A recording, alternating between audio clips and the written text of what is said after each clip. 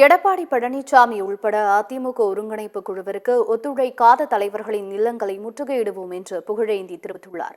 சென்னை எழும்பூரில் உள்ள தனியார் விடுதியில் அதிமுக ஒருங்கிணைப்பு குழுவினர் புகழேந்தி, ஜேசிடி பிரபாகரன், கே.சி. பழனிசாமி தலைமையில் ஆலோசனைக் கூட்டம் நடைபெற்றது. சென்னை மெரினாவில் நடைபெற்ற விமான சாகசத்தில் உயிரிழந்த 5 பேருக்கு மௌன அஞ்சலி செலுத்தப்பட்ட பிறகு இதை தடுக்க தவறியதை கண்டித்து தீர்மானம் நிறைவேற்றப்பட்டது. அதேபோல் அதிமுக ஒருங்கிணைப்பு குழுவிற்கு ஒத்துழைக்காத தலைவர்கள் இல்லத்தை முற்றுகையிடுவது உள்ளிட்ட 12 தீர்மானங்கள் நிறைவேற்றப்பட்டன.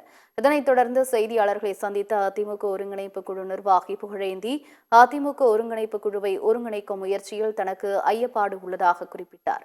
தொடர்ந்து பேசிய கே.சி. பழனிசாமி, டிடிவி தினகரன், சசிகலா, ஓ பன்னீர்செல்வம் ஒன்றிணையாத காரணம் அவர்கள் ஒரே சமூகம் என்கின்ற பார்வை உருவாகிவிடும் என்பதால் தான் என கூறினார்.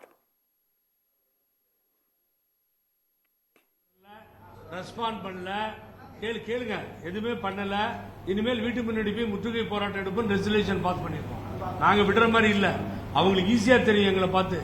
அது காலம் பதில் சொல்லும்.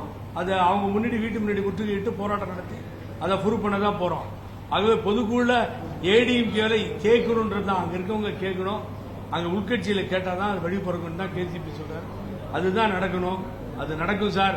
இந்த அதிமுக மீண்டும் ஆட்சி அரியணைக்கு வர வரைக்கும் நாங்க விட போறதில்லை. இப்படிதான் தொடர்ந்து போராடும். வர்ற டிசம்பர்ல எங்க முயற்சியினால இந்த ஒருங்கிணைப்பை வலியுறுத்தி பொதுக்குழுவுல பல முன்னாள் அமைச்சர்கள் முன்னெடுக்க போறாங்க. இதைய வலியுறுத்தி பேச போறாங்க.